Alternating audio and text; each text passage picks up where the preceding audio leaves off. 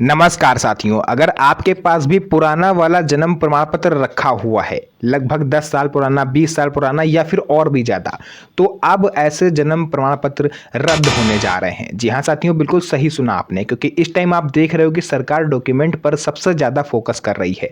तो ऐसे में अगर आपके पास हाथ से लिखा हुआ जन्म प्रमाण पत्र है या बिना बारकोड वाला अगर आपके पास जन्म प्रमाण पत्र है, तो ऐसे जो जन्म प्रमाण पत्र हैं वो अब रद्द माने जा रहे हैं। पूरी डिटेल आज मैं आपको इस वीडियो में बताऊंगा कि अब कैसे जन्म प्रमाण पत्र वैध माने जाएंगे और कैसे जन्म प्रमाण पत्र को सरकार नहीं मानेगी। तो वीडियो को पूरा अंत तक देखिएगा, क्योंकि ये जो जानकारी है ये आपको आगे तक काम आएगी। तो चलिए वीडियो को स्टार्ट करते हैं और एक एक करके सभी चीज़ों को विस्तार से समझते हैं। तो यहाँ पर मैं सबसे पहले आपको बताऊंगा कि आखिर जन्म प्रमाण पत्र रद्द क्यों हो रहे हैं, कौन सी ऐसी वजह है जिस वजह से सरकार को ऐसा फैसला करना पड़ा। तो 2026 में जन्म प्रमाण पत्र रद्द होने की सबसे बड़ी वजह है, देखिए 2025 से आपको पता होगा कि पूरे देश में डिजिटल जन्म प्रमाण पत्र लागू हो गया था। यानी जो हाथ से लिखे हुए जन्म प्रमाण पत्र आपके पास हैं या फिर उससे भी ज़्यादा पुराने हैं, तो आपका वो अब अवैध माना जाएगा, उसको सरकार वैध नहीं मानेगी। रीज़न क्या है, चलिए उसको मैं आपको बताता हूँ कि सरकार ने इसके बहुत ही तरीके से, बेसिक तरीके से आप लोग कह सकते हो कि जांच शुरू करी है, क्योंकि एसआईआर हो रहा है, आगे एनआरसी प्रस्तावित है। तो ऐसे में कोई भी फर्जी तरीके से जन्म प्रमाण पत्र ना बनवा पाए ये सरकार सुनिश्चित कर रही है। किन राज्यों में कार्रवाई चल रही है? बिहार, उत्तर प्रदेश, झारखंड, राजस्थान, मतलब टोटल आप लोग कह सकते हो 12 से 15 राज्य ऐसे हैं जहां पर ये कार्रवाई चल रही है और धीरे धीरे ये देश के अन्य राज्यों में भी देखने को मिलेगा। अब मैं आपको बताऊंगा कौन सा जन्म प्रमाण पत्र अब वैध नहीं है। तो अगर आपका भी इनमें से है तो आप तुरंत सावधान हो जाइए। नंबर 1 पर, अगर आपका बर्थ सर्टिफिकेट हाथ से लिखा हुआ है तो उसको सरकार अब वैध नहीं मानेगी।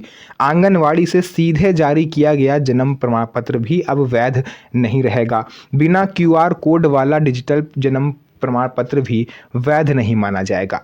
इसके अलावा ऐसा प्रमाण पत्र जो सरकारी वेबसाइट पर वेरीफाई नहीं हो सकता, उन्हें भी अब वैध नहीं माना जाएगा। साथ ही साथ अगर आपने बर्थ सर्टिफिकेट दलाल से या किसी साइबर कैफ़े के माध्यम से बनवाया है तो कुछ नियम और शर्तों के हिसाब से उसे भी वैध नहीं माना जा रहा। अब आप लोग कहोगे यार, इतने सारे अगर सर्टिफिकेट सरकार अवैध मान रही है तो आखिर किस तरह से हम अपना बर्थ सर्टिफिकेट बनवाएं जो हमारा मान्य हो। तो चलिए वो भी मैं आपको बताऊंगा, क्योंकि मेरा चैनल एकमात्र ऐसा चैनल है जहां पर आपको आधी अधूरी जानकारी मैं नहीं देता।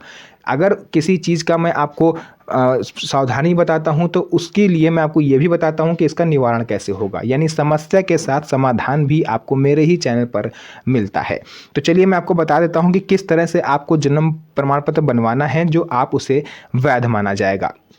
और मैं इस वीडियो में आगे ये भी बताऊंगा कि अगर आपके पास पुराना जन्म प्रमाण पत्र है, इवन हाथ से लिखा हुआ जन्म प्रमाण पत्र भी है, तो उसे भी आप वैध बनवा सकते हो। उसका एक अभी भी तरीका है, ठीक है, पूरा लीगल तरीका है, वो भी मैं अभी आगे आपको बताऊंगा। नंबर 1 पर, अगर आपने किसी सरकारी अस्पताल से जन्म प्रमाण पत्र बनवाया है तो वो वैध होगा। क्यूआर कोड वाला डिजिटल बर्थ सर्टिफिकेट अगर आपने साइबर कैफ़े से ही क्यों ना बनवाया हो, चाहे दलाल के माध्यम से बनवाया हो, अगर उसमें बारकोड है तो वो वैध माना जाएगा। अब बारकोड होने का मतलब ये नहीं है कि बहुत से लोग फर्जी बारकोड भी वहाँ पर लगा देते हैं, अगर वो सरकार की किसी वेबसाइट से वेरीफाई नहीं हो रहा है। आप लोगों ने एक चीज़ सुनी होगी, किसी भी सरकारी नौकरी में जब रिटन एग्ज़ाम क्लियर हो जाता है तो उसके बाद डॉक्यूमेंट वेरिफिकेशन का एक सेक्शन होता है। डॉक्यूमेंट वेरिफिकेशन में यही चीज़ वेरीफाई करी जाती है कि कहीं आप कोई फेक दस्तावेज़ तो लेके नहीं आए हो, जैसे हाई स्कूल की मार्कशीट हो गई, आपकी इंटर की मार्कशीट हो गई, या फिर कोई भी प्रमाण पत्र हो गया। तो उसमें आप लोग देखोगे हाई स्कूल की मार्कशीट अगर आप ध्यान से देखो तो एक बारकोड लगा हुआ होता है। तो उस बारकोड को स्कैन जैसे ही सरकार के जो अधिकारी होते हैं वो करते हैं, अथॉरिटी करती है, तो उन्हें उस बच्चे की पूरी डिटेल मिल जाती है। इवन अगर आपका जन्म प्रमाण पत्र है और उस पर बारकोड नहीं है तो वो पहली बात तो अवैध होगा। अगर बारकोड है और उसको स्कैन करने पर उस जन्म प्रमाण पत्र में दर्ज जानकारी उनके सामने नहीं आ रही है तो भी सरकार ऐसे जन्म प्रमाण पत्र अवैध मानेगी। तो ध्यान रहे कि कहीं भी आप बनवा रहे हो तो बारकोड स्कैनिंग में वो सफल होना चाहिए। इसके अलावा सरकारी वेबसाइट पर अगर वो वेरीफाई हो रहा है तो वो वैध है। रजिस्ट्रार ऑफ बर्थ द्वारा दर्ज रिकॉर्ड वाला प्रमाण पत्र। अब आप में से बहुत से लोग होंगे जो ये सोच रहे होंगे, यार मान लीजिए कि हमने साइबर कैफ़े से बनवाया और उसने हमको जन्म प्रमाण पत्र बना के भी दे भी दिया और उसमें बारकोड भी है, तो हमें कैसे पता चलेगा कि बारकोड जो है अगर ओरिजिनल है या उसने फेक लगाया हुआ है।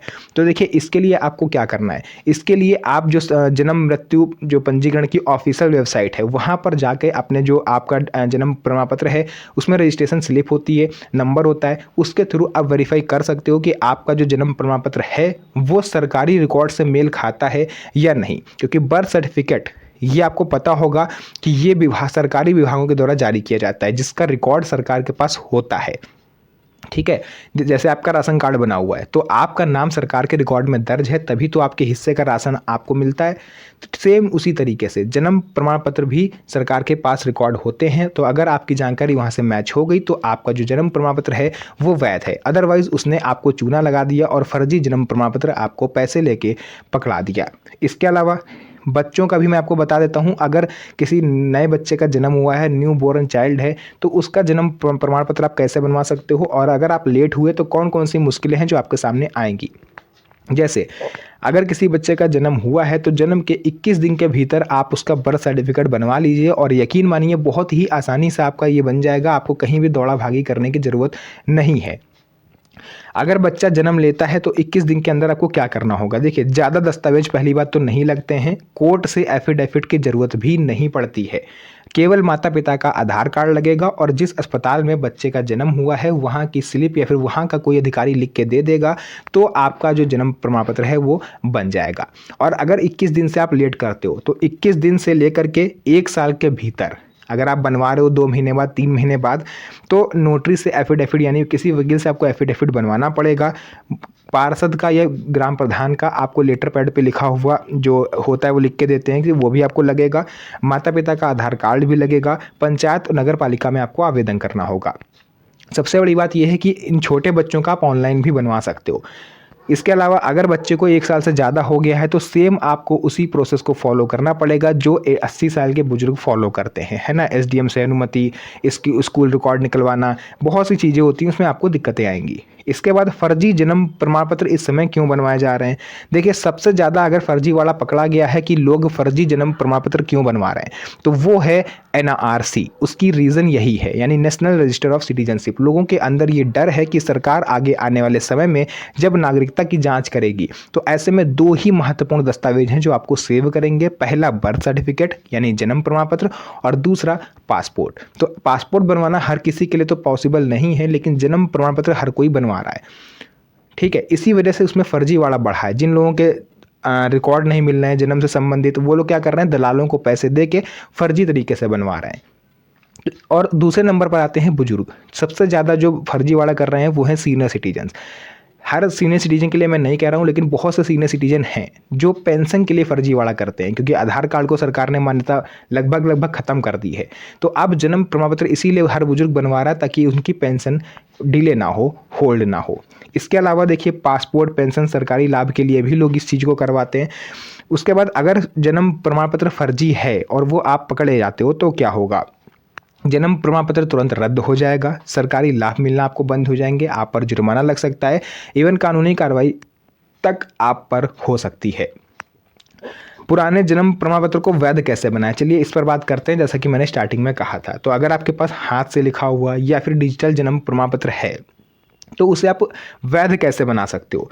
देखिए, स्कूल रिकॉर्ड से डेट ऑफ बर्थ आप वेरीफाई करवा लीजिए, ग्राम प्रधान या मुखिया से या फिर पार्षद से आप लेटर पैड पर लिखवा लीजिए, कोर्ट से सही एफिडेविट बनवा लीजिए, पंचायत नगर निगम में आप उसे जमा कर दीजिए और आपका नया डिजिटल जो जन्म प्रमाण पत्र है वो बन के मिल जाएगा। फॉर एग्जांपल मान लेते हैं आपके पास हाथ से लिखा हुआ जन्म प्रमाण पत्र है या फिर ऐसा बर्थ सर्टिफिकेट है जिसमें बारकोड नहीं लगा हुआ है, तो आपको क्या करना है, उसी पुराने जन्म प्रमाण पत्र को आपको किसी वकील को दिखाना है, उससे एफिडेविट तैयार करवाना है कि ये जो जन्म प्रमाण पत्र है ये बिल्कुल सही है, इसमें किसी तरह की कोई गलती नहीं है।